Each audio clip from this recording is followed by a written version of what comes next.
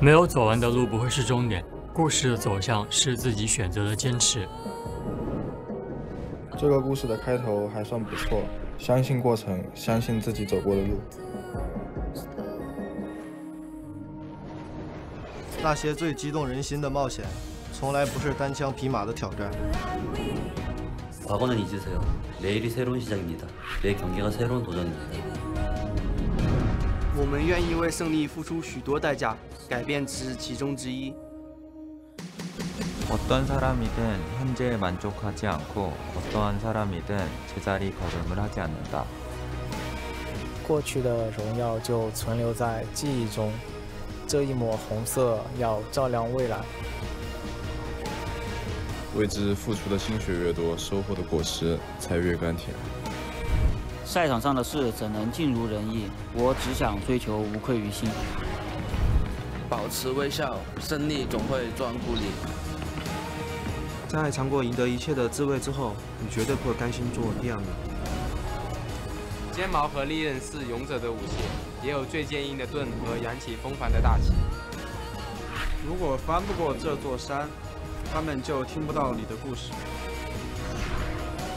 这个故事的结局将由我们来谱写。为了无悔，为了胜利，为了站在世界这边。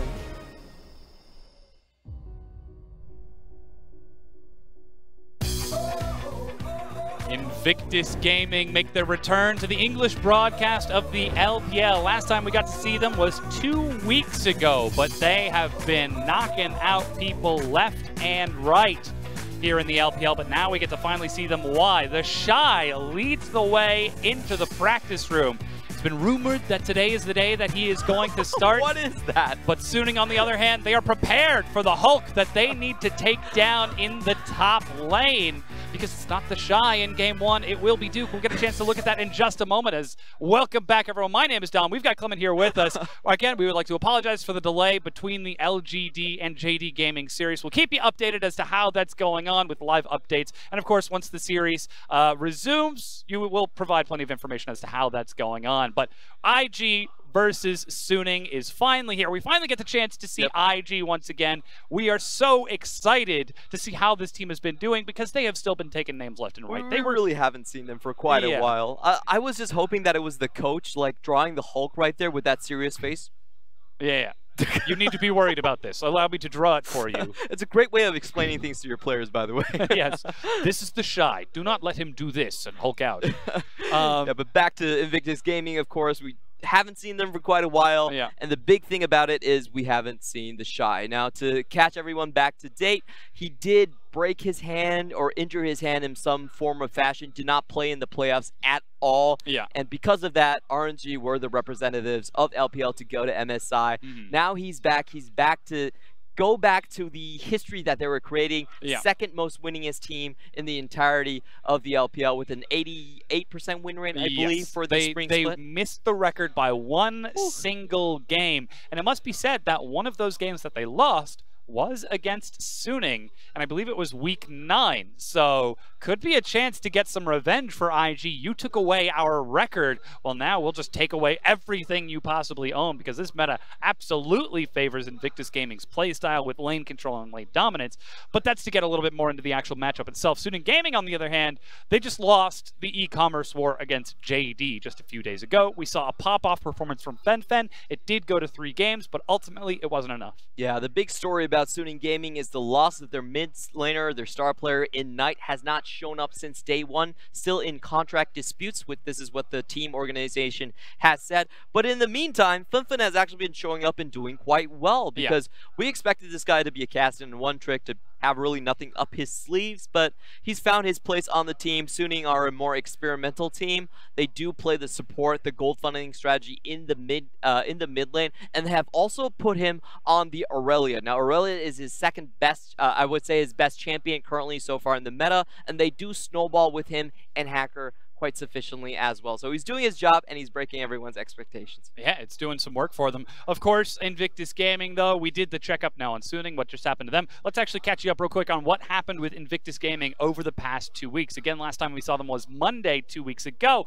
but here in the LPL, they've still been playing crazy. The Shy has not been seen at all yet. That being said, IG are still phenomenal. JackeyLove, 23.7 CSD at 15. Rookie, 20. And Ning is the jungler of all junglers right now. And those are absolutely monster numbers. Just to make sense of all of this, they're currently sitting at 3rd place respectively for mid and for ADCs in terms of their CSD. Of course, Uzi is still up there, iBoy is still up there, but they've been putting up massive numbers. And the more important thing is that they've been actually sticking to JackeyLove as kind of the center of their compositions. We've been seeing a lot of Lulus coming out from Rookie, and then JackeyLove sticking solely to Marksman and trying to push his advantages. Yeah, we've also seen some very creative compositions built around JackeyLove. Like you said, the Lulu, but also JackeyLove gets the chance to play his carry. He played the Pyke Draven bottom lane, the Bounty bottom lane, which is an extra 600 gold per kill. Massive performance that we also saw that. And again, they did the same thing in game 1 with Lucian and Pyke. So we're seeing Invictus Gaming seemingly fully embrace the lane dominance that they embodied in the spring split. And that's the real difference when you put Duke on the roster in terms of the Shy. The bot lane can now be the aggressive side of the map. You never wanted to play 2 sides of the map at the same time, but with Duke playing on more of the pressure absorption, you can't go full in onto the bot lane. They've retooled Ning to go down there more often, and JackeyLove is having the time of his life. Going back to his main champion that made him famous in the Draven, and just playing laning aggressive. This is what we want to see from this guy. Like, he wasn't able to do that back in Spring Split because the jungler was always in the top side of the map. Like, he got no help at all. He was the most ganked player, most ganked lane of any lane in the entirety of the LPL. He finally gets a chance to breathe and show his skill. Yeah, and it absolutely is working out for them again. They've still been playing primarily Marksman. As we talked about earlier today, Marksmen are still alive and well in the LPL if you are one of the top 4 names. Luckily for IG, they've got JackeyLove. They are one of the top 4 names right now. And to talk a little bit more about the rest of the team and how that plays around that, we have to now get to the top lane and how the top lane is able to play around this side of the map. Duke has been playing in every single game for Invictus Gaming yet. We have not seen the Shy. Today is supposed to be his grand return, but he's not playing in game 1. But Duke has been playing carries in the top lane, which is, you've got the Shy, one of the greatest mechanical players in the world, and he says he's ready to play, but you're playing Duke on a carry? Yeah, that's the interesting thing about it. I think he's playing more lane counters, but he's not really having a fun time in doing it. He actually has a negative score in terms of the goal differential in the top lane. He's being camped a lot, but that's okay. He's drawing away the pressure. He might die a couple times here and there. All they need him for is really the team fights and the teleports, and the bot lane can go wild and win the lane through there. Speaking of the other parts of the map, I think Rookie still deserves a great mention. He was our MVP in spring, and he's still popping off this split as well. He's doing massive damage, actually more than JackeyLove. I did say that he was playing the Lulu a lot, but the small caveat is that he's not going for the Athenes. He's not going for Ardent Censer at all. He's going for Ludens into Banshees. So he's a kill you type of Lulu, basically. So he's having a great time, and I think he's found a very good spot for himself in terms of the meta, because he's running the Lulu into a lot of bruiser type of champions. When people go for the Yasuo, when they're going for the Aurelia, he's willing to just say, okay, I'm coming for the Lulu. When you come in, I have the reaction speed before you land those stuns to just turn you into a cupcake and walk away scot-free. So he's having a great time on a pick he's found for himself. Yeah, and of course, with all of these players challenging on the far side, they now have to challenge against the best of the Rift in the LPL. You'll note we don't have any IG players. It's Let Me in the top lane for RNG, who put up massive numbers in week 2 here of the LPL. Yeah, really hitting a stride after MSI. Coming back, everyone's saying he's the best blue-collar top laner we currently have. Doesn't even lose lane that much anymore, and still kept his strengths on his signature champion in the Horn. Massive damage percent and massive damage taken per death. Look at that, 30,000 damage taken per death. This guy is a monster. The jungler, though, we're actually going to be giving to Clid out of JD Gaming. He's currently trying to take on LGD out of Hangzhou. We'll be giving you live updates as to that series as to how it goes, but 5.43 KDA, massive wards killed. by controlling the enemy jungle, that's how you set up your carry laners to start to snowball. He has always been known for playing around Vision incredibly well, and the other stat I would tag on here is that he is still the first blood king of the LPL. 84%, ladies and gentlemen. He will secure you that early game. And of course, his former teammate Doinby of Rogue Warriors. He actually takes our best of the Rift in week 2. CS per 20, CS at 20, 210. Damage taken per death, 33,000. You thought the tank top lane was taking a lot? Well, how about a Kled mid lane? How about an Aatrox mid lane? And while that's happening, he's also doing the 3rd highest damage per minute. He's been the engine for his team. He's going in and winning all of the MVPs. He's initiating for the team, and he's actually coming out of the mid lane ahead, even against mages. And of course, iBoy, what else is there to say? This is the Prodigy that has joined Edward Gaming. Look at the funneling. Yeah, massive gold. 3rd highest at 24.6. And almost single-handedly winning his game last night against WE in Game 2 on that Lucian. There's 5 members on a team, but he's taking a 1/3 of the CS. So you can see how where EDG is placing their trust. Absolutely putting all of that onto iBoy to play around that primary carry. The support of the league, though, it's Ming. And massive wards placed, massive engagements.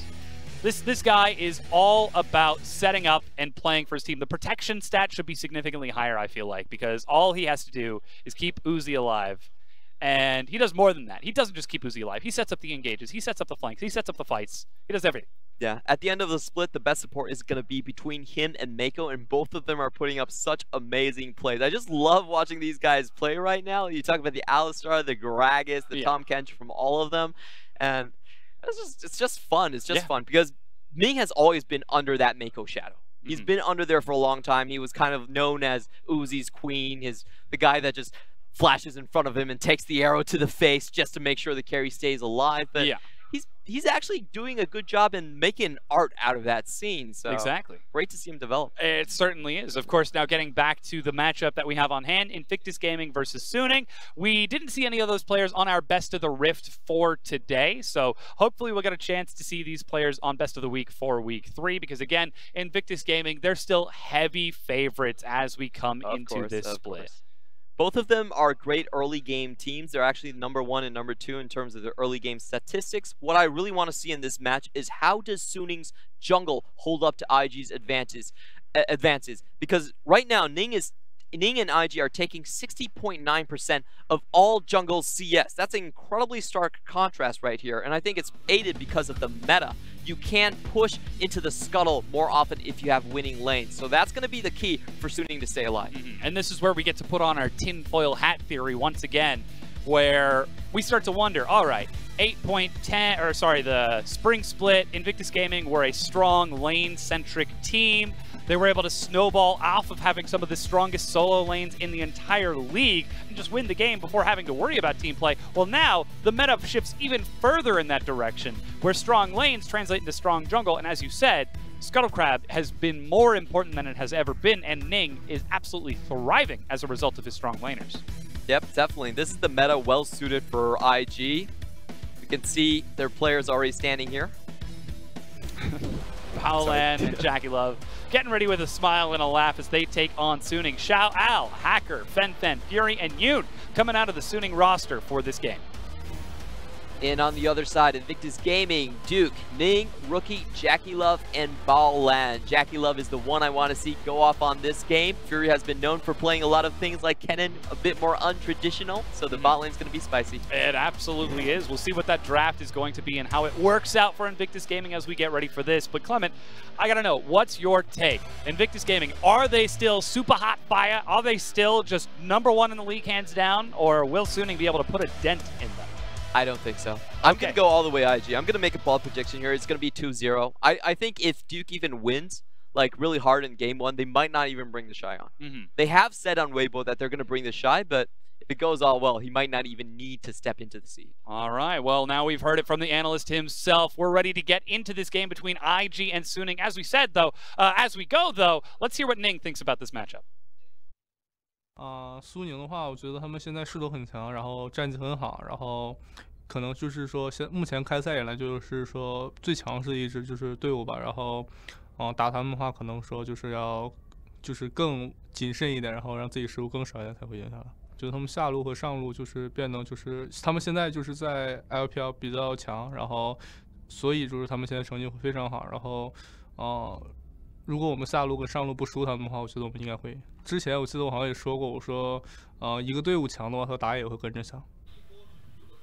Ning, they're very aware of the strengths from Suning Gaming. Now, Frosk, hold on for a second, because welcome to the Caster Desk. My name's Pulse, this is Frosk. Now, Frosk, what is your 2 cents on what Ning just said? I'm going to call a little bit of BS on Ning. I think he's just being a little bit flowery around his language, because if you take a look at Suning's record, the last 2 matches they have lost, and the only teams that they have beaten have been bottom 3 teams. This is Vici, LGD, and BLG. So, frankly, I know that we talk a lot about Suning. We're especially very engaged in their top laner, Xiao. I think he's going to be a superstar of the LPL one day, and he's good, but he's not amazing just yet. But to go on to say that Suning have all of this momentum behind them, that they're one of the strongest teams in the LPL, they will be the next generation of the LPL, and this could be the opportunity to turn that page and start that chapter.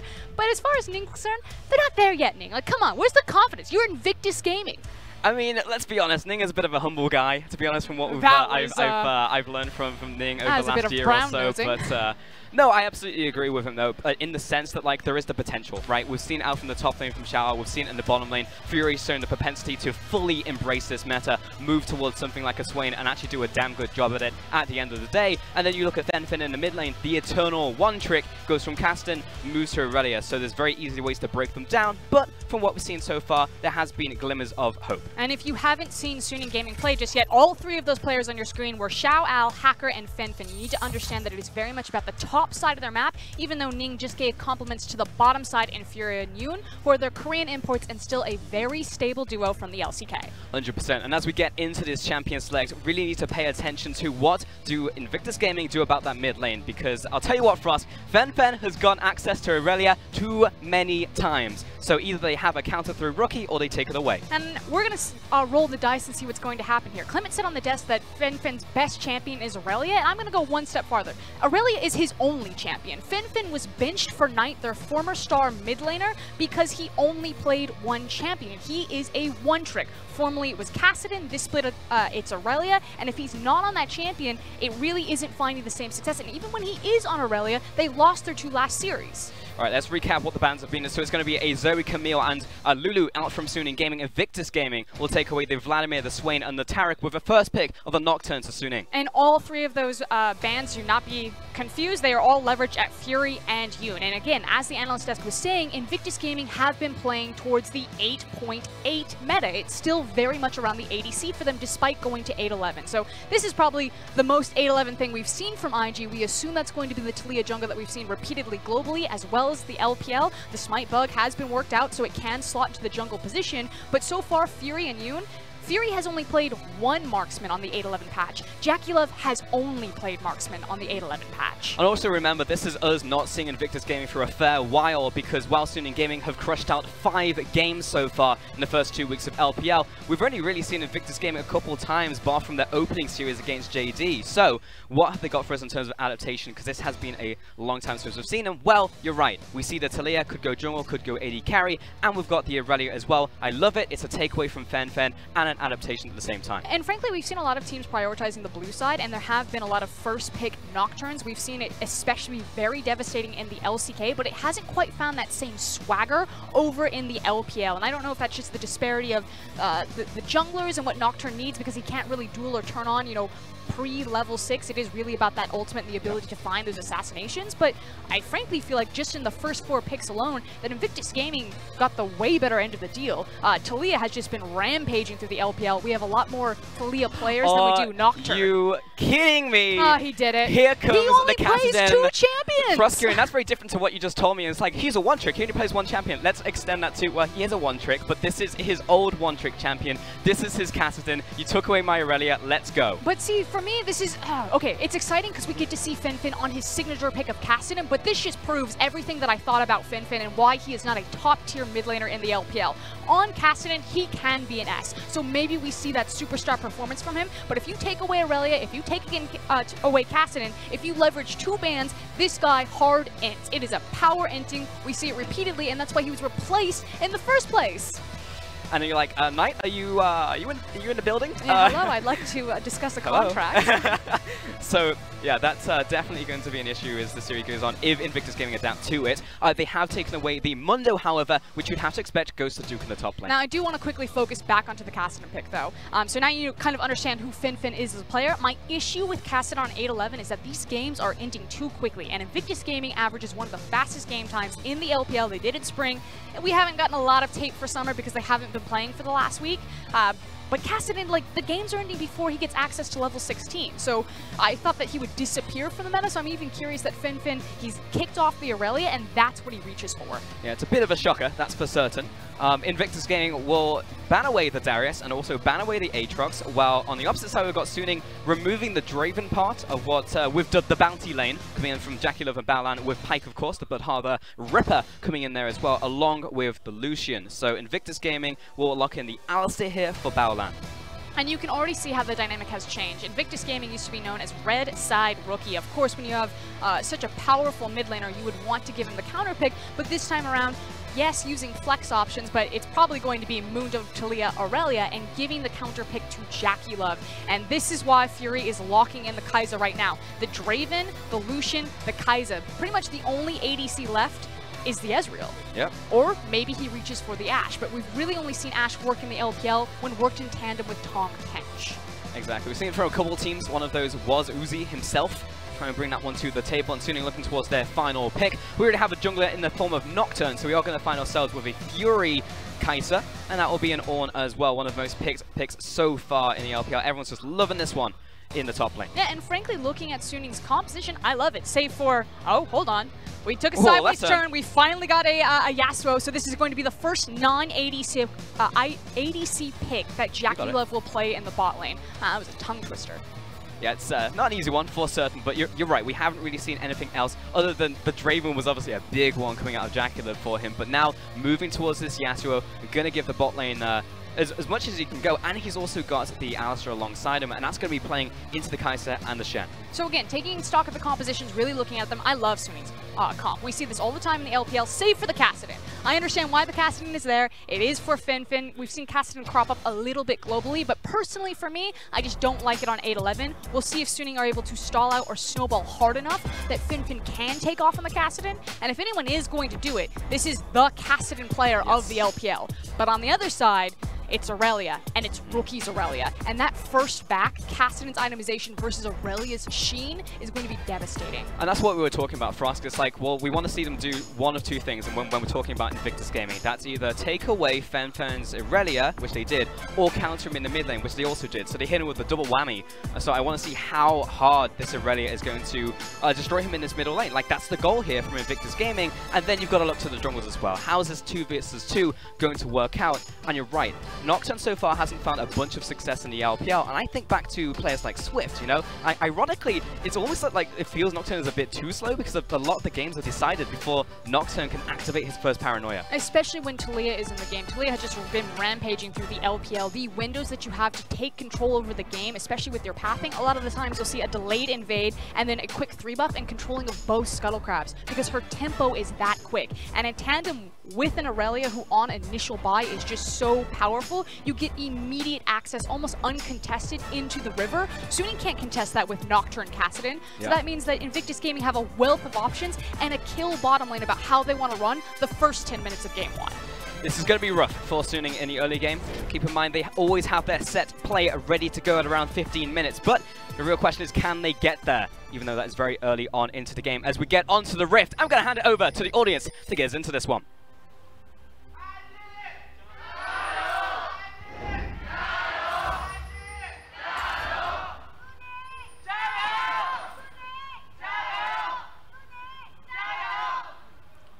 And of course, we had our previous game in Hangzhou.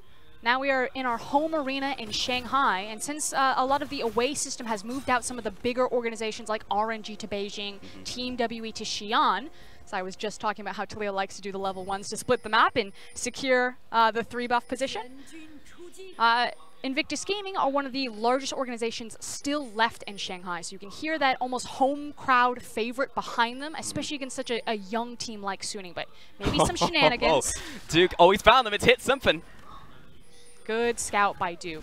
And this is something that Invictus Gaming have been very clean on. Some of the LPL teams, especially RNG and MSI, were consistently caught with their pants down concerning level 1s. But you can just see the fact that Duke scouts out the mid lane, that Ning moves over, he places a ward, they understand exactly what they want. Now in response, Suning have placed an early ward into the top river. So usually when Taliyah does this, she's going to attempt the 3 buff. She's going to grab the red buff, and then she's going to almost immediately run topside, secure that Scuttle Crab, take her buff, move back down, and then grab the bottom Scuttle Crab. And just denies so much. Is Tempo, and it gets the flick of the wrist onto Fen. That's going to do so much damage. Right here, what has he got left? He's got the Corrupting Potions, but that's going to hurt. And immediately, Nocturne has to give up the entire top side of the map. It's the Kassadin, he's going to get shoved down. Now he's super low health. Yes, the exhaust was burned, I believe. No, not an exhaust. I don't know what I'm talking about. Just blind. Don't have my glasses, but there you go. Taliyah knows. She walks up. She's going to take the Scuttle Crab, and Aurelia can rotate if Hacker goes in on this. Oh, Hacker's not feeling it because he knows that Aurelia is rotating from the mid lane because Aurelia has priority. Hacker is wasting so much time. Look at how hard he's going to be punished here. If that flick had landed, it would have been Hurt City for him, but he's still going to have to be sent back to base. And now Hacker has completely given up his entire jungle. Maybe he goes the long way around and he can either grab his Raptor camp and then try to slip into bottom river, but immediately Ning's like, if he wants to, just walk straight back down across mid and secure the second Scuttle Crab. But looks like instead he's going to go towards his own red buff. Just play the... I believe Rookie should actually move out in river as soon as he pushes this in and just deny Hacker even further to make sure that he doesn't slip into river. I mean, let's be honest, this is just an easy matchup for Aurelia in the mid lane, plus he got assistance from Ning, so he's always going to have control over this mid lane. I actually don't think he cares even if Hacker comes in there, so there's absolute priority from Ning and Rookie in this mid lane. They're acting as like 3 or 4 people just as 2. And this is what we were talking about in Champion Select. You can already see that the blueprint has been set up. They've executed on it perfectly. Now, how does this leak into the rest of the map? Yeah, you could maybe look to go top against Mundo Ornn, but let's be real, they probably won't. Both of them will be on an island. So now it's, if Finfin steps out of position, you try to camp the Kassadin, but otherwise it's all about this bottom lane. You look at the Alistar, you look at the Yasuo, once they have level 3, level 4, you have the all-in and kill pressure, and that's where this Taliyah really needs to spend her time. If Rookie, I don't think Rookie fully felt that was going to land right there because it was a minion setup and Fen being stunned. It was a way for him to go and he's going to do it anyway! Defiant Dance to flash away. He's low, Yoon from the bottom side. Plus Duet is good, but he's going to keep on chasing. The flash is up. Literally, he just needs an auto attack and an ignite. Flash He got forward. And Rookie's going to bleed out. That's going to be first blood over to Suning. Oh, great call from Fury and Yoon. It's the bot lane that eventually saves the day. They pushed the wave in. They didn't take the back, instead roamed mid lane. Here comes Taliyah. I think she's just going to grab the wave, pull it for Rookie. Yep, there we go. Rookie's got teleport as well, so it's not going to hurt him too much in the mid lane, but real unfortunate. Didn't have the damage calculation down on Fen, and then ends up dying for it as well, plus giving a kill over to the bottom lane. I mean, frankly, I'm not going to put so much on Rookie. I knew what he was trying to go for there. Same. I think it was the right call. I think it was just a better play from Fury and Yoon. Exactly. I mean, we both saw it. But in the end, didn't work out in terms of execution. Now into this bottom lane, Ning is actually trying to convert this down into the bottom lane, see what he can do in terms of push. Doesn't see it, so he's going to go back into the enemy jungle now. But he's just lurking. He's just making sure that his presence is known. And Fury and Yoon, they're well aware. They shoot out that little barrage to see if Ning is just chilling in the brush right there. I mean, he's got time to kill, so he's just looking for someone to kill while he waits for his camps to respawn. Yeah. Which there's a flashless Kassadin. It was the exhaust. It was Kassadin's exhaust. I was correct. That's almost... you shouldn't doubt yourself. It's about to come off cooldown as well, and plus he's got the Unsealed Spellbook. I actually think Unsealed Spellbook. We'll talk about it a little bit more, but... Yeah, something's brewing for us. This is a Baolan special. He's taking, well, technically a page out of Yoon's book, but he was also very well known for early roams on the mid lane. Oh, flash forward into the instant engage, the flick back onto Fen is big. Rookie gets the kill. Ning takes one more tower shot, but Hacker, he cannot defend this one, has to go back to his inner tower. Taliyah could still be in trouble as long as they don't catch him, which he is actually going to get out alive. Just walks it off. Hacker's hunting. Pick the right bush. I mean, he doesn't Throw have the time. Q. Ah. I mean, even if he had known exactly where, it still would have been a rush. He'd have to flash Dustbringer. But again, you're playing battleships. But this all just feeds back into why I have issues with Kassadin and Finfin, particularly in this matchup. The fact that they picked it so early, that he picked it into the Aurelia, that he saw what was going to happen, and it just feels so devastating. He is completely shut down, and it now leaks into his jungle.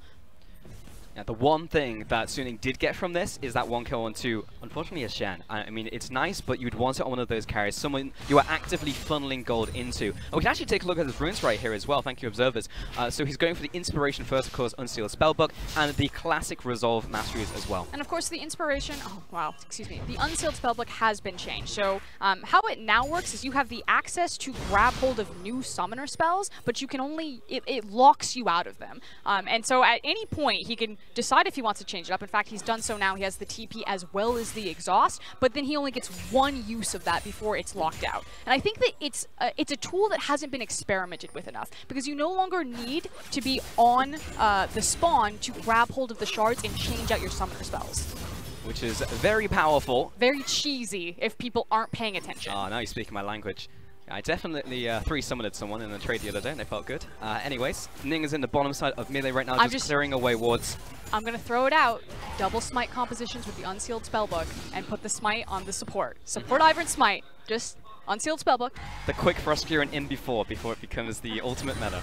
We saw Snake toying with the idea. We did, with the old Babushcat composition, the Rengar Ivern in mid lane.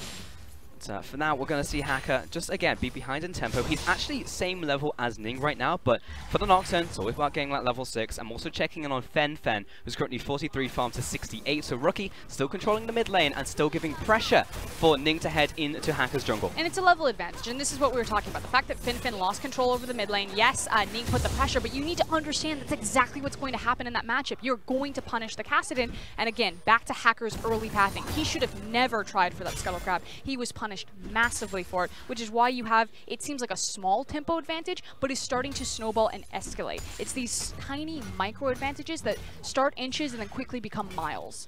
I mean, the ripples, right? The ripple effect. Gradually, it becomes a tidal wave, and that is what Invictus Gaming are going to gun towards later on in this game. First time we actually get to take a look at the top lane, as we just quickly pan away. No one wants to look at it, Pulse. Hey, I'm just saying, look away. Just remember that Duke and Xiao Ao exist in this game, Ornn versus Mundo. That's my only hit. Now, back to the bottom lane. Yoon and Fury being backed up by Hacker right here. He's got this level 6, he's got the Paranoia. They're stepping forwards, and they're baiting Baolan into a potential engage. And I do want to quickly touch on, hold on. Here it is. There's the Paranoia right down onto an ultless Alistar. Meets back of the menu, boys. That's going to be a kill over to Suning. And finally, there's the power of the Nocturne that is so often missing in the LPL. It seems so basic, but even our great Nocturne players like Swift have been unable to capitalize on these types of plays. And I think it also then speaks to the strength of Fury and Yoon versus someone like Vici Gaming's bottom lane. Like, these two players are players that you trust, and you will try to make the play there. And hey, it worked out. 2-1 currently, and actually just taking the lead in terms of goals. We're basically slap even. Bang on even, I should say. I'll just go full British, it's fine. And Suning Gaming are actually even with Invictus Gaming right now, which is so incredibly important when you're actually drafting something like a Kassadin. And remember, we know they like this set play. They like to go to top lane with multiple members and dive whoever's there. It doesn't matter who they are, what they are, they'll go for that play. And the biggest issue there with the bot lane was the level difference. And you're talking about how they want to take multiple members, where they can take the entire team. You now have the Riftwalk unlocked, as well as the Stand United from... I always want to say Fury, but it is Yoon every single time. Fury and Yoon. The Stand United, we talk about them as a collective group. Yeah, it's a struggle, man. I mean, the fact that like, this is one of the more normal games we've seen so far. Anyway, guys, make sure that if you want to watch the rest of the conclusion of the previous series we didn't get to cover because of the tech difficulties, that was LGD versus JD, you can go over to Douyu or Panda. That's going to be a Mandarin broadcast, but if you want to see the end of it, go over there right now. The links are on your screen, or were on your screen. I'm not going to try to convince you, you know, if you want to follow your LGD heart, follow your LGD heart, but I'm just saying, you know, Invictus Gaming, they announced the Shy was returning on Weibo. Kind of feel like if we don't see him, maybe game 2. I'm just saying multi-stream. That's all I'm saying. You see, there's dual monitors. Creative alternatives. For us, it doesn't have to be one or the other. But for now, there's about to be a gank, so maybe tune into that one just after the next maybe 15 seconds, because Ning is actually going to go ahead recall, but Hacker on the top side of the map with this Blast Cone doesn't have Paranoia, but will be up in 33 seconds. Duke starting to run away. For the Forge God does not tag him. Extra speed boost coming on that one with Sadism, and Duke is actually healing health right now, so Hacker going to give up the Ghost. Yeah, retains everything, and like you said, it was the fact that Hacker didn't really have the Paranoia, as well as Xiao not connecting with every version of his CC, and now it's a numbers advantage to Invictus Gaming. They see the jungler's top, and here they combo go. Right into Jacula's last breath. Yoon is going to retreat under the tower, but now he's left his AD carry out to dry. Here's Xiao Ao in for the top lane, trying to body block for his AD carry, but here comes Rocky in for the mid lane as well. Lands the Superstore down onto Yoon. He's going to CS a minion and get a bit of health back on that one. And now Rookie, Defiant Dance, but Defiant, oh my god, jumps out of the way, but Fen has the ultimate to follow the rest of the team. Now getting chased down, Yoon looking for the follow, and Nocturne, he's going to find you, he's going to follow you, flash over the wall. There is no escape from the Nightmare. Oh, actually, maybe there is. There's a tower and a JackeyLove looking for the flick now, the 2 versus 1, but Hacker has Fen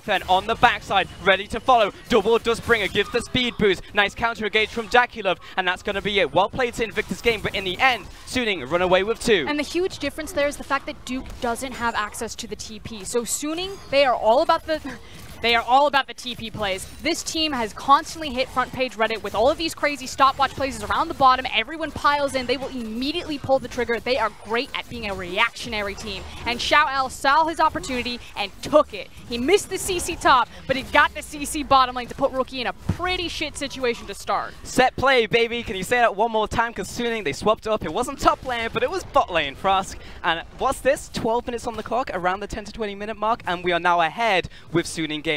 First tower of the game. And huge because Fen also gets the rotation to make sure that there's no type of objective trade. So for this entire early game so far, Invictus Gaming had the tempo advantage to the jungle. They try to apply it bottom, but Suning immediately called the bluff. And again, Xiaoao missed his CC on the top lane by hitting it, but he does nail it on Rookie. Rookie takes way too many tower shots. Then suddenly your Aurelia is going to be cleaned up by Fen, and Invictus Gaming already put at a poor position. Take a look at the minimap. Here comes Nocturne. He literally ganked top lane, but with the power of Paranoia, joins the team fight on the back half, and one of the coolest car chases that I think I've ever seen. Oh yeah. Full Tokyo Drift right there, but in the end, Suning run away with a couple. We actually just saw on the backside of that fight the kill that we didn't see there onto Invictus Gaming's remaining members. But indeed, you're right, really took too many tower shots from that one, and I appreciate the Defiant Dancing Q combo. I saw it Rookie, but it just didn't quite pan out. And I hate to say it, but this is the second time I've seen in this game a slight mechanical mistake from Rookie, and you cannot make these mistakes against someone like Fen. He's just like sitting here waiting to catch up, and now he's 1-1 and 2. I mean, I know you're all about the micro mistakes, and it is something that isn't something that we normally expect from someone like Rookie, but ultimately that was a macro error and a communication error from Invictus Gaming. And if we want to talk about the weaknesses or the cracks in this team, IG, they are Lane Kingdom. It has been about the Shy, it has been about JackeyLove, and it has been about Rookie. They find advantages and they win games before anyone is ever even grouped up. For the longest time, we've leveraged that IG are a weaker skirmishing team, that they are a weaker team fighting team, and they really haven't been contested in terms of their macro decision making and performance. And Suning called them on it and caught them off guard. They absolutely did. We're going to have a quick pause here, guys. Don't have any information just yet, but we will try and get that to you as fast as possible. To LGD! Yeah, bring up the other stream, guys, and actually, you can listen to us if you want while we're in this pause. But yeah, go ahead and watch that first game. It's now airing on Douyu and Panda. But I actually want to explore that concept a little bit more here for us, because you're absolutely right. Haven't been called on it so far. In Champion Select, I was hopeful. I saw Invictus Gaming bring out a couple new things. We saw the Yasuo coming into the bot lane for them. We saw the Taliyah into the jungle. I was like, okay, great. But again, I feel like Suning at the same time have not been punished for their very clear set plays. You have a mid lane who is a one-trick, two-trick at best, and they make a play from 10 to 20 minutes, and it's usually been top lane. This time it was a curveball, it went into bottom lane, and Invictus Gaming, I mean, frankly, they didn't seem ready for it. I mean, if I was the coach in this situation, and if I was the coach of Invictus Gaming specifically, I would look at that and say, why was that teleport not tracked? Why would you attempt a dive? And if this is miscommunication between Baolan or Duke or whoever made the call there, and we see this all the time, there are growing pains with Duke. Would that have been solved if it was the Shy? Would they not have even attempted to go for the dive? Because here's the thing, they have the numbers advantage, they zone them from the tower, they have access to wind wall. You could very easily take massive chip damage on that tower, depending on what happens. Maybe if the waves are coming in, I can't quite remember the exact setup. Maybe you even get the tower or rotate it into a dragon, but they chose to go for the dive and then were caught off by a numbers advantage, which if you just say, I don't have TP, he has TP, that doesn't happen. Sure. So again, it could also be a communication problem, you know, at the end of the day as well. It's difficult to tell into team comms, of course, but we can only really, guesstimate off of what we've seen so far in this game. But again, Invictus Gaming currently down 4-1 and behind in gold in the early game. Now, I will say that Suning have struggled historically in the last 5 games that they've played to really solidify closes to their games. They'll get the advances in the early game, they'll hit mid-game hard, and then they'll start to stall out. And against some teams, you know, like a BLG, like major team fighting teams, you can't give them that in, you know, they can't give them that inch. I mean, the thing is that Suning Gaming are just an inexperienced team. We say that they will be the future of the LPL, but they're not quite there yet. They barely missed making playoffs in Spring Split. They lost the position to the other, you know, up-and-coming new team in the LPL, JD Gaming. So again, if you want to grab hold of two teams that, right into another pause. The hipster teams of the LPL, I would say, pick Suning, pick JD. One of them will be great. Preferably both of them at some point. Sure. It's just that inexperience of not having lived as many situations to make the correct calls come late game. Yeah, sorry to tease you guys. We're just going to be hopping back out of the game. Again, no update from our side. We're just investigating this one with the refs on stage. And as soon as we get that one figured out and then translated to English, we will send up your way. So, still trying to figure out what the problem is on stage. The producer keeps yelling at me in Chinese. I can't. Yeah. What does it mean? I'm sorry. We need a Clement over here. But yeah. Okay, so here's the next topic, Frosk. I know we spoke about this before, but is it too early to start questioning Invictus Gaming as a team? Because last split, they were the chosen ones. They were meant to go to MSI. They were meant to rock the world. RNG ended up doing that for them and for the LPL, but Invictus Gaming were the ones who were a record-breaking team in multiple metrics, and I don't know if they'll ever go back to that. My personal opinion is that it is very fair to have high expectations and standards for Invictus Gaming. We call this the era of the three kingdoms. This is about RNG, this is about EDG, and this is about IG. These are our contenders for the LPL Champion Cup. And Invictus Gaming didn't just trip, they absolutely face planted and dragged their face across the pavement at the very end of the LPL. Now yes, they lost the Shy, but we haven't really seen a lot for them. Again, this is kind of the week of Invictus Gaming. They will play 3 best-of-3s, including RNG at the very end of this week alone, going into Rift Rivals. There was just this huge week where we didn't see head or tails of them. They say that the Shy is back. We saw him coming into the practice room. I assume that he would play Game 2. Over, I believe, 70% of their losses do happen with Duke. And so this... Yeah. It sounds weird, and I don't mean the analogy in terms of the Shy being injured. I just mean the analogy of what happened to IG from a mental standpoint, because Rookie literally went mental boom on the end of the split. And yes, they didn't have the Shy. Yeah. It could be career ending. You know what I mean? Like, you have this superstar athlete, they go in, they're smashing all these records. You're looking at everything like, yes, this guy is going to be, you know, let's say the next Michael Jordan. And then boom, tears his ACL, and everyone's like, if he comes back, will they ever be the same? I actually feel that IG are in a similar situation. Record-breaking, smashing kids, looking straight at MSI, tore out the ACL, lost their star top laner, mental boom from their mid laner. No one seems to be grabbing. Jackie Love, especially cracking under pressure, not living up to the Prodigy title. And the question is, was that just a one-hit wonder from IG? Will they actually ever return to the form that we saw them from beginning of spring to, you know, end of regular split? Or is that gone? Because IG have really never proven that they can step back up. You know, we always talk about them as the dark horse, but when is it actually going to be Invictus Gaming's time? So, Rookie on your screen right now.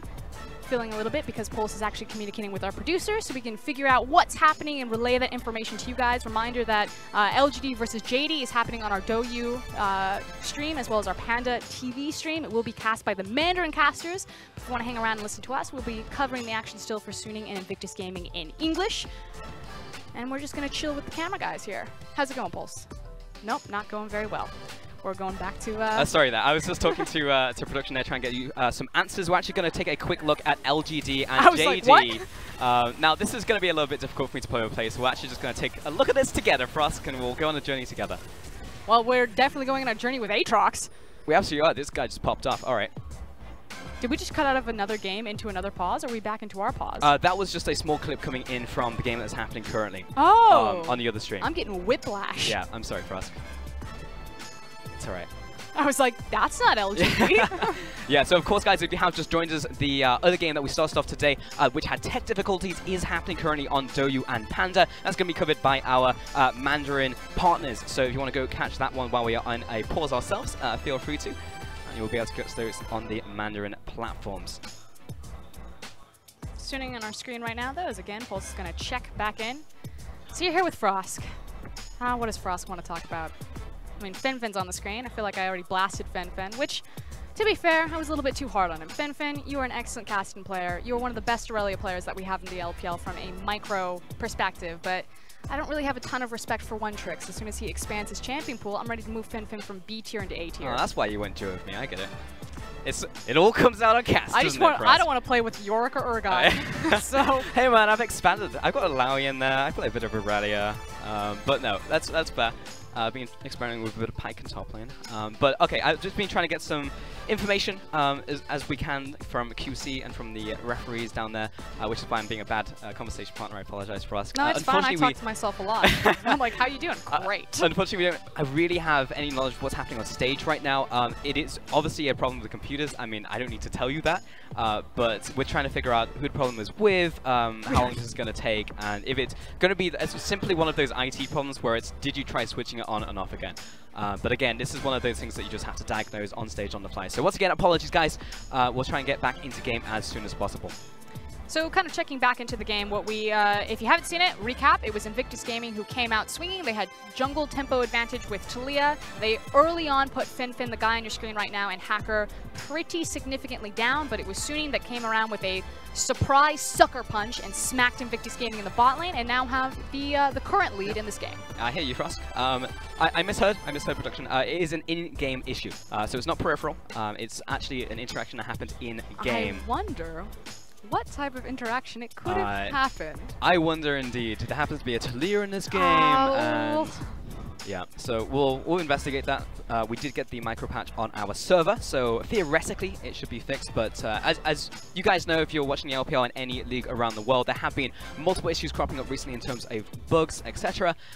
Which honestly I would attribute to the fact that our meta is so wacky and we're trying so many different things right now. There are so many interactions that haven't been used before, so maybe they existed in the past, but no one was crazy enough to throw Taliyah in the jungle. There just wasn't that great, which again, as a positive note, it is very interesting that we're in a meta where we're actually seeing interactions that just I've never seen a Nocturne chase a Taliyah along a wall before. It's awesome. I was very impressed with our observers for grabbing that one.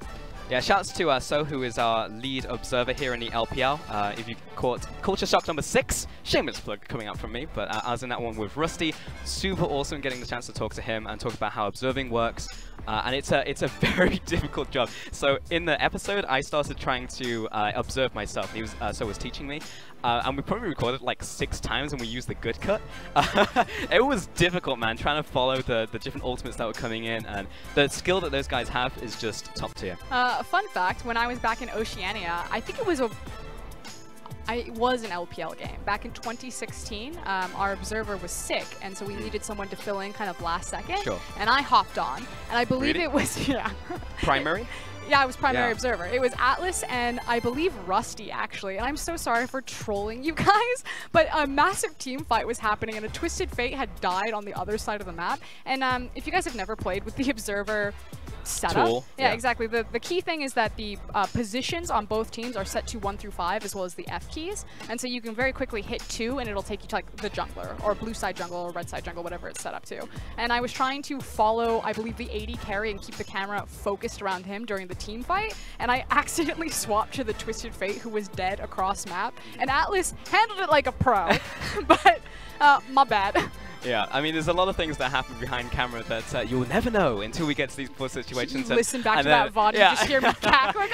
And then Pulse and Frost just reveal all the secrets. But yeah, absolutely. So there are a lot of things, just like this pause right now, that we're just trying to get some information over to you guys as fast as possible. And I want to take an opportunity actually to plug our other content, because we just talked about the Culture Shock, but if you guys don't know, the LPL English actually does a lot of English-based content. You can head over to our YouTube channel, LPL Content. We have all of the mic checks that are translated for you guys, a lot of player interviews, a lot of fun things, as well as specific content geared just for the English audience. Things like our Uzi and Rookie interviews. I believe we have a Doimby one that's coming out very soon. And Clement's face-to-face with Coach Stake. So a lot of very unique personal sit-down time with the LPL personalities if you want to get to know them a little bit better. Yeah. I mean, I particularly loved that Uzi one. I thought the interview was fantastic on that one. I thought it was a lot of good content coming in that interview. So yeah, shout out to that interview. I thought she did great. But no, it's really actually cool listening to Uzi and listening to Rookie and really just getting some real talk time with them, because honestly, like, we kind of know their stories and everyone at home knows the stories from home as well. But when you actually dig deep into what drives them as a player, what their mental process is in those big moments, it is absolutely fascinating. So we are going to go ahead and take a look at the game-winning late-game team fight between JD and LGD. Here we go. Take it away, Pulse. I have no idea what's happening, but... I'll play by play. All right. The Rakan jumps in, he jumps out, Squeevy Swooty, here comes Gao's booty, and he's got them. We should actually just swap roles. No, please, no. That was quality. Twitch chat's like, whoa, no. Okay, Hextech Ultimatum, yeah, I'll see you later, kid. And Jinu is just going to slap Clid. Yeah, that'll do it. Yeah, but Zoom came from around the back, giving him the good old reach around. Here comes Loki, goes forward, doesn't find the poke. He's like, it's all me. And back to Balan. Yeah. This is why I don't do play-by-play. And this is also how difficult it is casting without context, because a lot of play-by-play casting, you've got to know what you're following. Like, notice this next time you listen to a play-by-play. It's just like, when you're listening to conversations, like, all right, who are we focusing on? Who's going to be the players to follow in the next team fight? That's a subtle way for play-by-players and our monkey brains to ask our color casters, what should we be following, so we can then follow it in the following team fight. It's called piggybacking. It was popularized by Kobe. So if you guys go back and think of all the times that Kobe's like, teleport, teleport, teleport. I believe Jat also does it very well. Yeah. But the technical term for that is a color caster piggybacking on a team fight to indicate things that are happening off screen that will be important. Yeah. And then immediately the play-by-play caster will grab it. Because a lot of times the play-by-plays have to be locked in and try to tell the team fight from a very specific story lens or angle. So it's like, if it's Uzi, you're probably telling a team fight from Uzi's perspective, and it's all, the Kaiser goes in, he's blowing out of it.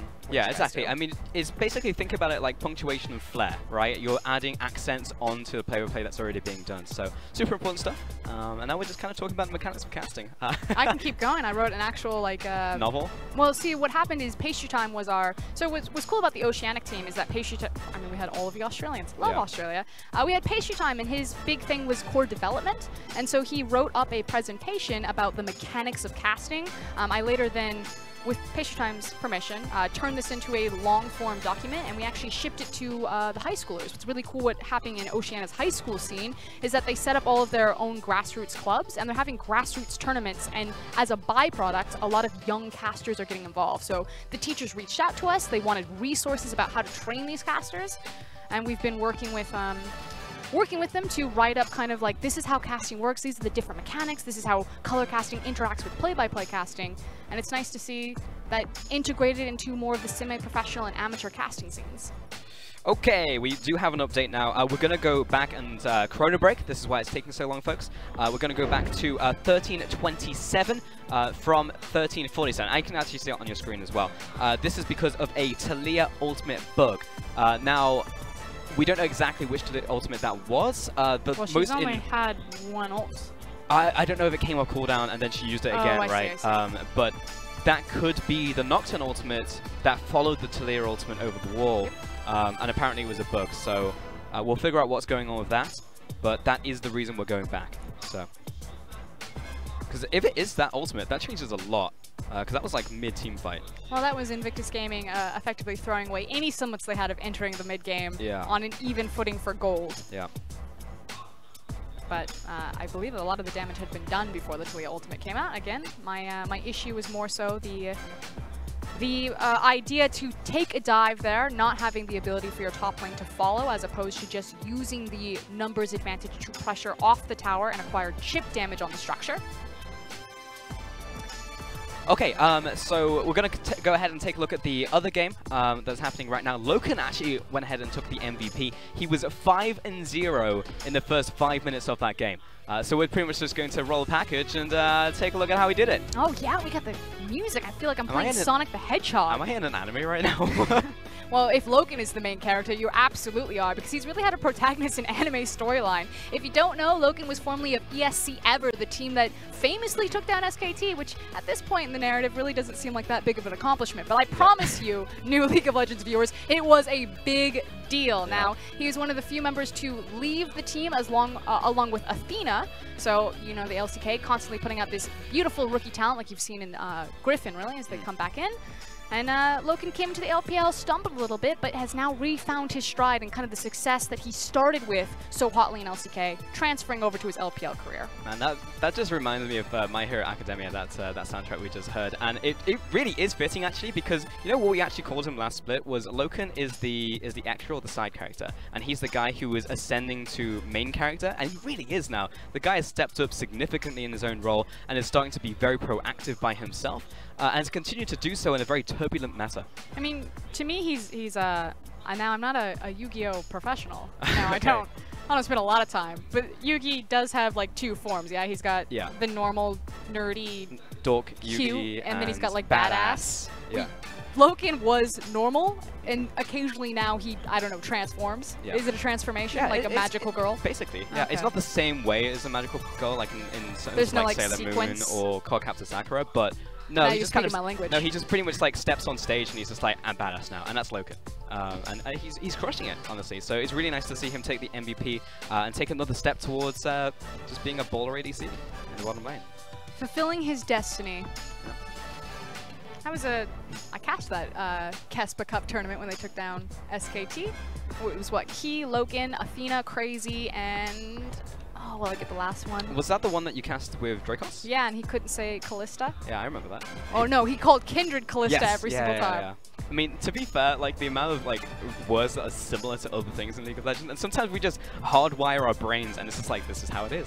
Until someone corrects us, and we're like, no way was I calling Callista Kindred X or vice versa. He still gets crap for that too. Yeah. I mean, we've got it, right? We've always got a ribbon for something. Probably because I remind the audience at any point that I can that he made that mistake repeatedly. Love you, Dracos. Yeah, of course. Yeah, used to work with the EU team.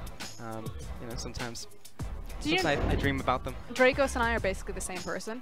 We grew up. You're both Portlandians, aren't you? We're both from Portland. Which is an actual term, by the way, I learned the other day. Portlandian is a thing. I made it up because I thought I was being funny, but apparently it's an actual thing. We have good news, though. You saw What's the that? little bottom lower third disappear. We're going to get back in.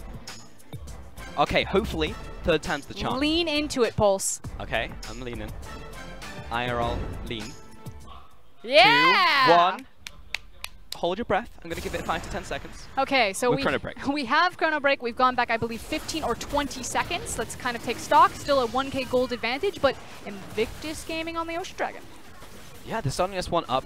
Ning's... Oh, I see. Ning, so it looks like he used it and then looked to cancel, and that's why it's coming off cooldown quickly. So he must have activated it and it just like shot him across the map into a tower or something. So, makes sense. Okay, reset. We're 14 minutes into the game. Ning still has his ultimate. IG on the back foot after Suning made an incredible set play towards the bottom lane, caught Invictus Gaming off guard in terms of numbers, and now ahead in this game. Invictus Gaming just picked up the Dragon, and on the opposite side, Hacker is going to get the Herald for more tempo. I will say the acquisition of the Dragon was a good job from IG, so the bottom tower gets broken, and yes, you could say that Suning played into this anyway because they have the Shen and they can play across map with Stan United, but by forcing the wave in, it means that Kai'Sa and Shen had to respond to bottom lane, which didn't immediately give number priority or advantage over Herald. Now that said, Hacker sees the Dragon goes down, so he grabs it anyway, but I did like the initial kind of like return play. I feel like League of Legends has a lot to do, or a lot of similarities with basketball in terms that you're constantly playing offense and defense. Like ebb and flow, right? Yeah, I don't know much about basketball, but I can tell you a little bit about volleyball. Here comes Xiao Ao, pushing forwards onto Duke in the top lane. Fury was noticed there just by that little minion. But you've so also got Nocturne. Walk up to the tower. Indeed, as is Baolan here, and he's going to make himself known. So this classic Suning play at 15 minutes is not going to be a dive, but we'll drop the tower down to half. Here comes Shen as well to the top lane. The gang's all here. And so what's important here is if Invictus Gaming were able to stall that, but Suning doing a good job, that they're not just throwing 3 members, they're technically still throwing 4, even though Shen wasn't involved with it, because they did have the Stan United. So IG smartly disengaged from that. Now, Jackie Love has Phantom Dancer, so he is able to get the tower down, but the longer IG were able to stall that, because they're trading it for power on the Yasuo, which was a big problem in the last team fight. Of course, this Yasuo will hit critical mass in an item or two, so it's very nice to get him those item spikes as fast as you can. And you just get caught out by the flick into the Pebble Toss, but he's going to be okie dokie. Here comes Rookie in the bottom side of mid to try and reclaim his own mid wave, but he's got Balan setting up as well. Yeah, there's no play there, however, because Balan had used his cooldowns on the top side of the map, so that's why Rookie's just not even going to fake it. And once again, guys, if you want to catch the remainder of LGD and JD, which was our first series of the day, which also had tech difficulties, you can watch it right now on Douyu and Panda. That one's going to be covered by our Mandarin partners. So go ahead over there, multi-stream it. Stick with us if you want some Ings broadcasts, but also watch 2 games of League of Legends at once with some League of Legends with your League of Legends while you League of Legends. I mean, I watch LCK and LPL when they compete, and I just go cross-eyed like a chameleon. How's that go for you? It's ruined my face, but... But my knowledge, on point. But my brain feels nice. Yeah. Okay, we're 16 minutes into this one, and the next dragon's going to be Infernal, so likely there's going to be sparks flying shortly. And we're expecting some vision to be set up for us. Yeah, all that means is it's going to be about who's going to have the first item power spike, or hopefully the 2-item power spike, depending on how quickly we're going to snowball into this. Now, we could see some skirmishes or some picks if someone steps a toe out of position like Yoon might be flirting with here, but otherwise both teams really do just want to hunker down into their lanes and continue to try to scale up for this Infernal, and it should be kind of the next big clashing point for us. So should be a relatively slower 4 to 5 minutes unless someone is just massively out of position, and Balan is actually fishing really hard for it. Oh yeah, he's coming in for that hard flank, the Balan special. And to be honest, Balan used to be the guy who would go mobility boost like he has this game, and then immediately go top side of mid and look for the gank. Normally not warded. Right, and now he's actually just going into the bottom side because IG actually have a bunch of control because they're just running around with this death squad and being like, if you come near us, we'll screw you up, but we'll also take away the wards while doing so. And here's a perfect tip for solo queue. Walking towards the top side, especially on the initial back, if you just stop and immediately run towards mid lane but go through the top side of the lane, chances are the bottom side is always going to be warded. It is a high traffic area. The Raptor camp is worth a lot right there. Access to the Scuttle Crab, the Dragon, everyone's rotating bottom because there's multiple players there, that you will not be spotted top side and get a successful gank 9 times out of 10. Alright, here comes the charge. And that's almost going to take it out in 1. Now, I need to just... double check with you, Frosk. Is this Shelly, or are we actually naming a Asian version of it, and we're going to go, what was it, Mulder or Scully? Well, I accidentally said Scully, and then I think there was an X-Files follow-up with the Mulder, but I think it's still Shelly. Still I think Shelly? she's international. She's a globetrotter. Yeah, she's took the flight over to China for this one. Okay, I can feel it. I can dig it. JackeyLove, Ning, and Balan actually sitting on the top side of mid right now, unaware. Currently 2 of their members are sat on a ward, so have complete vision of where they are and what they're trying to do. So of course, yeah, I mean the play is for Yoon's just trying to bait them out and just waste their time. Dragon's going to be coming up in just a minute from now for us. But the mentality is to try to force this because they understand that Suning have a giant target on the map, that it's going to be forcing the mid-tier tower. Now, as the Dragon, oh, hold on, he went over the wall. Yeah, Duke actually going to pop the ultimate here and look to chase them down, but Fen, he's got the Rift walk.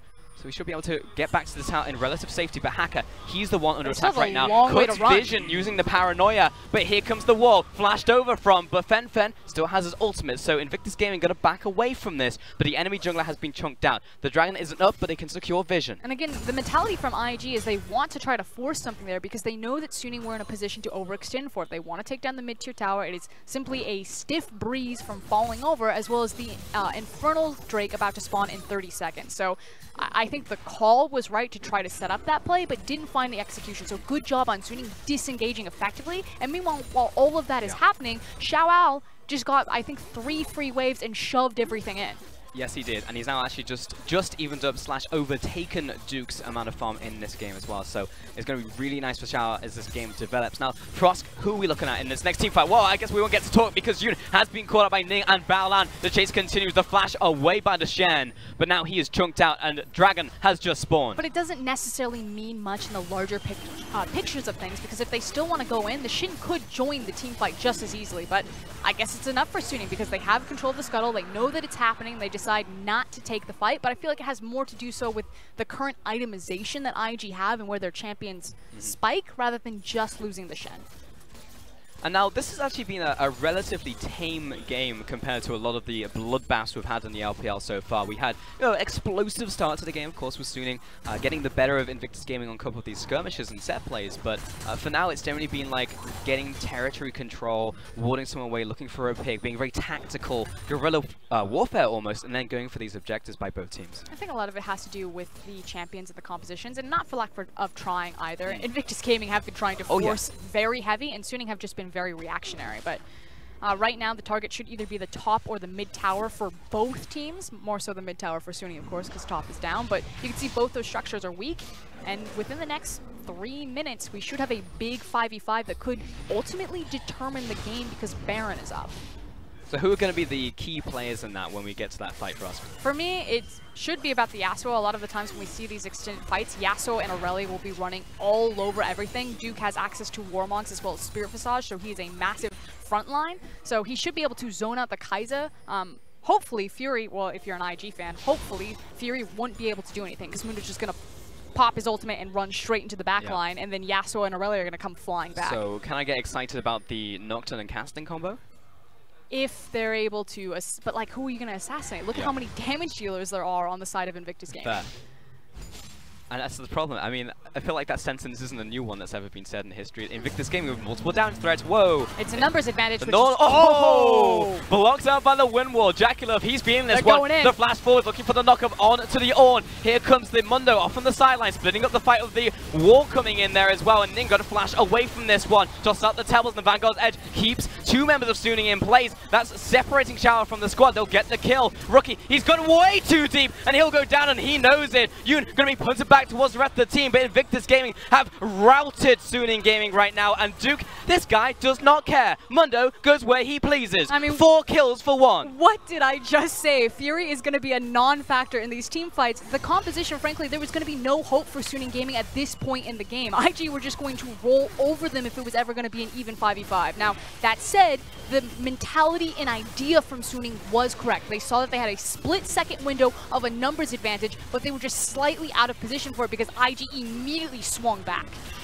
And that's it. Really, that is the veteran power of a team like this, and it feels like a bit of a meme, a cliche to say at this time, but it really is. The fact that Invictus Gaming can identify a situation like that from that small overextend here, the Ornn doesn't connect, and instantly Jaculov sees the opportunity. And you can see the exact moment when they've realized that they've messed up and Xiaoao is too far forward. And of course IG are immediately going to pull the trigger. They know that the Ornn ultimate's down.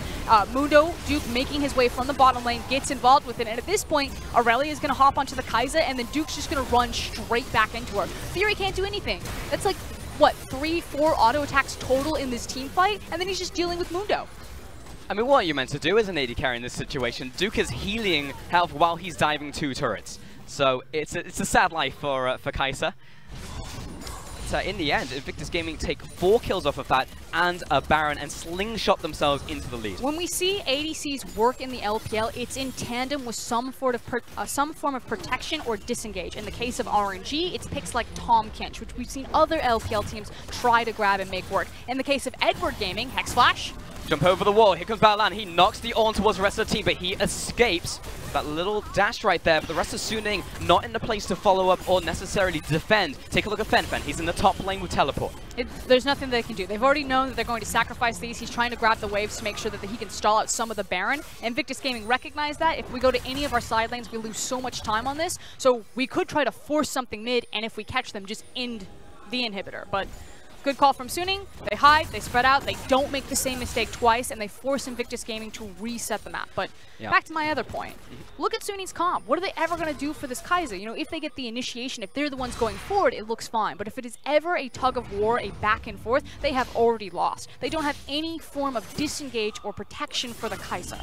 Fully agree with you, because of course Fen wants to be jumping in on the backline, but the backline is it's the front line. It's all backline dive. Yeah, but there is even really with no Kai'Sa backline for Invictus Gaming. Like, you have a Taliyah, but Taliyah's going to be moving forward with the Aurelia and Yasuo. Which means that it's so much more important that they're playing the entire map, because what this composition really excels at is picking people, at spreading you thin, and then as soon as you make a mistake, suddenly you have everyone on top of you. The Shin, the Nocturne, the Kassadin, and again, even the Kai'Sa with her W access. But if it's just Invictus Gaming forcing 5v5 after 5v5, there's nothing Suning's comp will be able to do, especially at this point in the game. And Invictus Gaming, have the affinity towards knowing exactly what to do in these situations. They'll group up and they will press the advantage, and that is what they are doing right now. They've gotten win after win after win in these fights, and tower after tower after tower. There is no split up in the team. It's not divide and conquer, it's like group up and push down the lane. They're pushing now into the top lane with Baolan, seeing if we can find a flank on the side of the fight and also remove the vision as well. Choke away Sunning's information, and right now they're being smothered. And Suning, we need to see something else from them, and you're right, they might be gated by the composition. And I still do like what Suning are doing. You can notice that Hacker in the mid lane made sure that the wave was going forward, also looking for the ultimate, but Suning understand that this is about damage control, get out of range. Okay, that was a wide wall, and Fenfon was lining up the jump. He had a couple seconds to spare right there.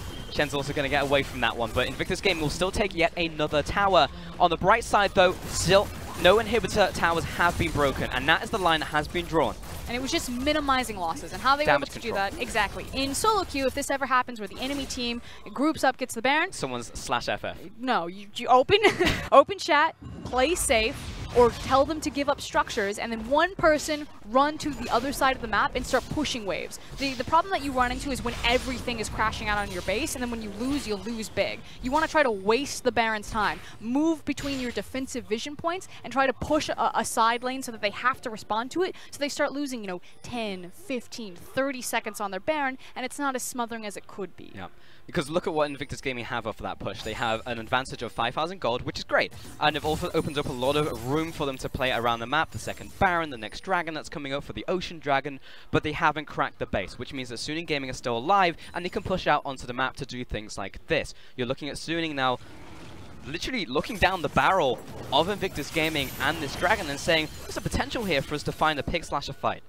Looking to fight another day is all they want, but I wouldn't try to waste that on an Ocean Dragon, especially at this point in the game. Yeah. I mean, to be honest, they're just hovering around seeing if anyone will take the bait, go towards the bait that is Fen. If not, then it's fine, we'll back away, we'll look for another fight. Yep, they're continuing to stall because the longer the game goes on, I'm not going to say that Suning outright win, but their chances do get better because of the champions on their team. Again, my huge issue with Kassadin is it feels like games really are determined or they end before he has access to level 16. So level 14 right now, we'll see if it gets better. But right now it's looking dire. They've done a good job slowing the bleeding, but it hasn't stopped. And as much as we do praise Suning because the early game was well played, they took Invictus Gaming off guard, one of the stronger teams in the LPL right now, but this is the problem when it comes to their following plays and how to close out games for us. And I kind of want to change the language on that. Now, again, I am a much more critical caster than a lot of our casters in the LPL, and you always do want to compliment teams when, you know, someone makes a fumble and the other team takes the opportunity or recognizes they catch the throw. And punishes it. But ultimately, when it's Invictus Gaming who's making a fumble like they did in the early game to lose a lot of the momentum that they started with, I just want to put the magnifying glass on IGs. Hold on. Vanguard's Edge. This has been a perfect combo so far by Rookie. He follows up over the wall and Fen flashes away. Has to hit the blast cone, but Rookie very happy with how this one turned out. And is going to continue to chase. So the map has been spread, but Invictus Gaming are just continuing to win in every single lane. Still, inhibs haven't been broken. Fen, he's just going to walk it back to base. I mean, honestly, when you're that close and you're casting with Riftwalk, don't risk recalling in the jungle because you don't have enough vision right now, and Rookie can close the distance very easily. He still has flash as well. And once again, I mean, to beat a dead horse, but if you are a new viewer, we have another game going on right now. That's LGD versus Jing Dong happening on the other stream. It was our first series of the day, which did have some tech issues. Now that's being covered by our Mandarin partners on Douyu and Panda. So if you want to catch the conclusion to that one, then absolutely tune in, but make sure to multi-stream because we'd like you to stay here as well. Went to game 3, so going the distance. LGD, of course, taking game number 1. JD bit back with an MVP performance from Loken. Yep. And now it's going down to the wire. As meanwhile, we're only in game 1 between IG and Suning. This one may be a little more clean cut, we would have to say. Invictus Gaming are definitely in the driver's seat here for us. So again, what I was talking about is, for me, I really want to put the magnifying glass back on IG. Is it acceptable if IG struggled with this game? For me, as a top team, especially just coming off of an MSI win, so theoretically the strongest region right now or in this snapshot, I say no. They have to come in and they have to just smash Suning. And it hasn't been the case. No, this hasn't been a smashing performance from Invictus Gaming, but they are setting up a bit of a death for us. And found Fen jumps away. Baolan now under attack. Has to go into the Unbreakable Will here as Xiao Ao wants to punish and wants to capitalize, but that is a big ultimate down for Invictus Gaming. rinse and repeat. They're just looking for fishing. Suning they know that this is about the Baron. If they lose the next one, that will be the nail in the coffin. So they're grouped up. They're looking for their opportunities. You miss 100% of the shots that you don't take, and Suning, they've still got some life. They're fishing and they've casted the line. There is a tug, but not really feeling this one. Xiao Ao is a little too tanky, but here comes the teleport out from Rookie. TP. This is a deep teleport for us. Here comes Ning with the follow-up and putting them together. The Vanguard's edge is huge. Traps on 2, finds the first reset, moves on to the second. The rest of the team is routed, and Suning looking for damage control because they are scattering the Roaches right now. A triple kill to Rookie. I mean, ultimately, we talked about how Suning were fishing, trying to look for any sort of opportunity, but it was Invictus Gaming who caught them. They recognized as soon as they were out of position, the deep TP came through, and that is going to be all she wrote for IG. Yes, it is. 4 kills to Invictus Gaming as they are running it down the mid lane and in the best possible way. Only Xiao Ao here to defend, and there's 25 seconds on the death timers, 10 seconds left on Fury, and this is going to be it. Invictus Gaming, last chance saloon is not even going to show itself for Suning Gaming because they are going to collapse onto the towers. But before we do that, hey, maybe we can actually pat ourselves. Hey, no, actually, just get out of here, Xiao. I'm going to punt you away. Balance says get away from this one as they focus down onto the Nexus. This is the very last chance for Suning to try and make something happen. And while the knockup is good, that is all she wrote. Game 1 to Invictus Gaming. And this game's interesting. I just feel like it's... I feel like it was a bit about the compositions. Suning Gaming, at some point in that game, were never going to win because their composition was going to never be able to impact Invictus Gaming. They needed to split up the map. IG kept forcing the play, so compliments, good read on IG, understanding exactly what their win conditions were and then executing on them, but still Suning need to go back to the drawing board, and I don't think they're going to make this mistake again. If you were studying IG, if you were looking at the tape, you didn't expect the Yasuo to come out because they hadn't shown it this split yet. But we haven't seen IG for an entire week, and they just said, yep, 8-11, we're here and we're ready. I mean, the counter on that is obviously how much more does the mid lane have? You know, that's the question. Hopefully, Janus can go ahead and break that down as we are about to send it over. Thanks, guys, and that's exactly what we're going to do. Invictus Gaming, once again, proving that they are the strongest team in the league, even with Duke. Yep. I'm just going to quickly answer Pulse's question right there. Yeah. What does he have aside from Aurelia and, what was the other one? Kassadin. Yeah. He has Taric, and he has Syndrome. Now, those go really far back, but he technically does have the meta, maybe. I don't know. We'll see what it's going to be for Fen in the mid lane. But as you can see the draft on the bottom of your screen, he tried to take it to Rookie. Yep. He tried to take it to Rookie. He definitely tried. He did not succeed. I actually want to say that even though Kassadin, I think, is a horrible pick in the current meta, picks that need to wait a long time and can't contest Scuttle early on, in general, are just very poor. Suning did the best that they possibly could with the composition. They had a very clear goal what they wanted to do. It was about picking people, is about splitting the map, just like Frostcurrent was talking about it during the cast. So, you know, I give props for making a one trick into the center of your composition. Sure. You did as well as you could with the lemonade, the lemon you were given, but it's not exactly not a lemonade. Fruit. Yeah, it's not a good fruit to start with. So, you know, and I think IG's comp, if you look here, this is what this meta is all about. It's about backline dive. You cannot prevent this from happening, and you can start it so fast that the AD carries really don't have a say in the game. Like the big mid lane fight, Kai'Sa wasn't at second item, and they had no executioner callings anywhere on the map either. So Duke pretty much just ran her down. You kind of just walk. We'll get to that in a moment. Of course, we do have to start with the early game where IG tried to set the tempo early by diving that bottom tier 1. And initially things looked good once they saw their jungler on the other side of the map. Yep. But Suning were able to respond in time and actually defend that tier 1 dive and in fact turn it back on its head. The play was really interesting because I thought it was a horrible play from Hacker to start it off, because Hacker was essentially showing himself when he did not have the paranoia, and he basically gave away his positioning. There was no kill threat in the top lane whatsoever anyway.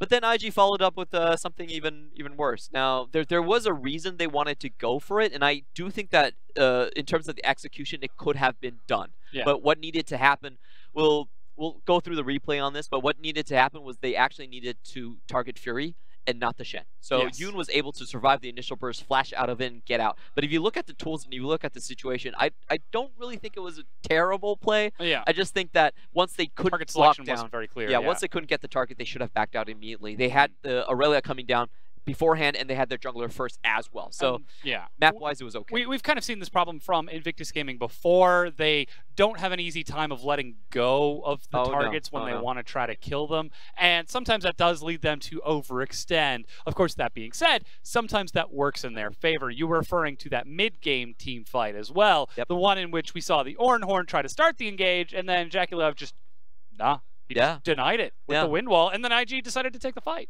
And if we look at this fight here, JackeyLove even goes on the wrong target. He wanted to go for the Kai'Sa, but settles for the Ornn instead, doesn't get him. And initially, you could see the fight is actually pretty well set up onto Sunning's side. They have the selection on which target they want to go to, but the HP bars on IG are simply not dropping. This is the power of the Bruiser composition, is that 80 carries marksman, they just don't have the items to contest you early on in the game. And that feels so bad. Yeah, it's just torture at that point.